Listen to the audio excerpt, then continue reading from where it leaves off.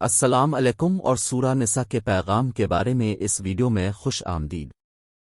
سورہ نساء قرآن مجید کی چوتھی سورت ہے جو 176 آیات پر مشتمل ہے۔ یہ قرآن کے سب سے طویل ابواب میں سے ایک ہے اور اس میں خواتین کے حقوق، وراثت کے قوانین اور انصاف کی اہمیت سمیت متعدد موضوعات پر بحث کی گئی ہے۔ سورہ نساء کا بنیادی نقطہ عدل و انصاف اور ہمدردی کی اہمیت ہے۔ زندگی کے تمام پہلوؤں بشمول خاندانی تعلقات، وراثت کے قوانین، شادی اور سماجی تعاملات۔ اس میں خواتین کے حقوق اور ان کے ساتھ احترام اور مہربانی سے پیش آنے کی ضرورت پر زور دیا گیا ہے، نیز معافی اور صلح کی اہمیت پر زور دیا گیا ہے۔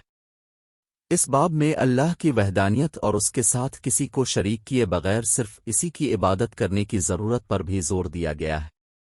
مجموعی طور پر سورۃ النساء کا بنیادی مقصد عدل، ہمدردی اور اللہ پر ایمان پر مبنی زندگی گزارنا ہے۔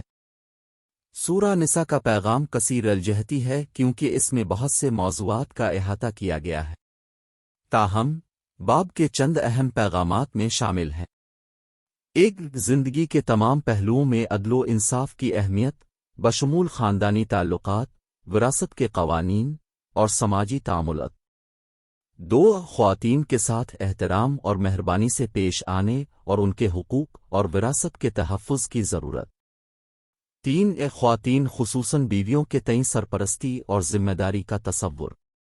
چار، معافی، صلح اور اپنی غلطیوں کے لیے اللہ سے معافی مانگنے کی اہمیت۔ پانچ، اللہ کی وحدانیت اور اس کے ساتھ کسی کو شریک کیے بغیر صرف اسی کی عبادت کرنے کی ضرورت۔ چھ، نفاق کے خلاف تنبیہ اور ہمارے ایمان اور عمل میں اخلاص کی اہمیت۔ سات، یاد دہانی کہ یہ زندگی عارضی ہے اور ہمارا اصل گھر آخرت ہے، اس لیے ہمیں نیک اعمال کرنے اور اللہ کی رضا حاصل کرنے کی کوشش کرنی چاہیے۔ اس باب کا آغاز خاندان کے افراد، خاص طور پر خواتین کے ساتھ اچھے تعلقات برقرار رکھنے کی اہمیت کی یاد دہانی کے ساتھ ہوتا ہے۔ ہمیں یاد دلایا جاتا ہے کہ ساری انسانیت ایک ہی جان سے پیدا ہوئی ہے اور ہمیں ایک دوسرے سے حسن سلوک اور احترام کے ساتھ پیش آنا چاہیے۔ اس باب میں وراثت کے قوانین، خاص طور پر خواتین کے لیے، اور دولت میں ان کے حصے کی حفاظت کی اہمیت کا بھی ذکر کیا گیا ہے۔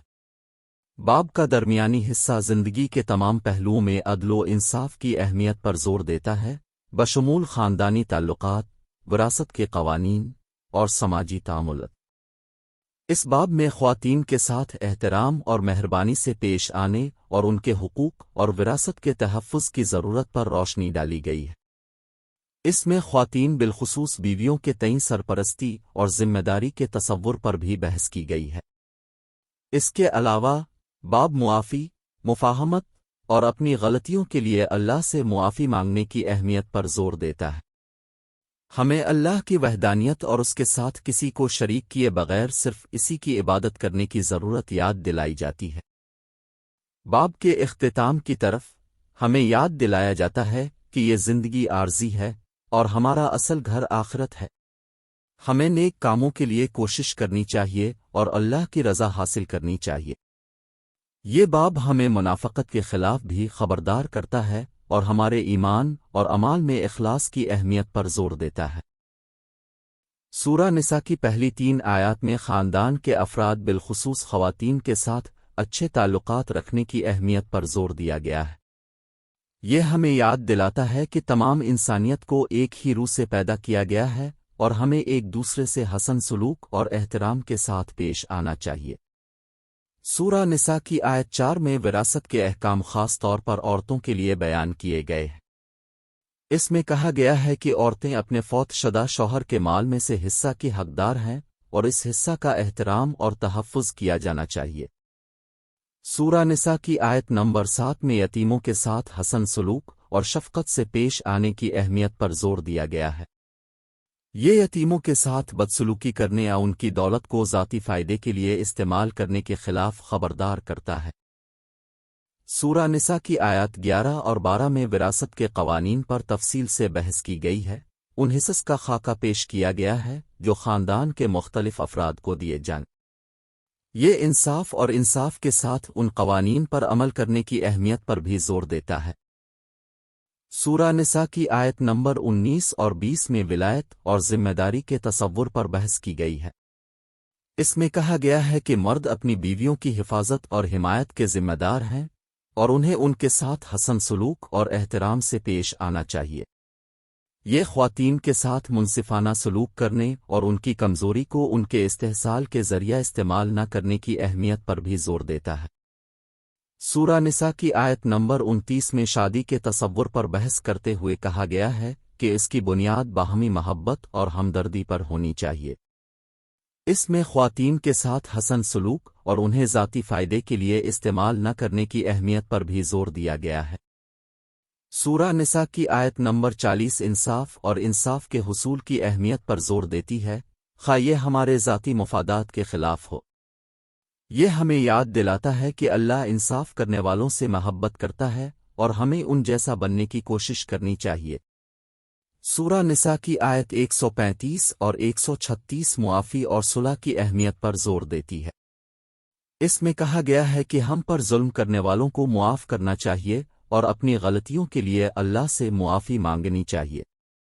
سورہ نساء کی آیت 171 عیسائیت میں تثلیث کے تصور پر بحث کرتی ہے۔ یہ بتاتی ہے کہ اللہ ایک ہے اور اس کے سوا کوئی معبود نہیں۔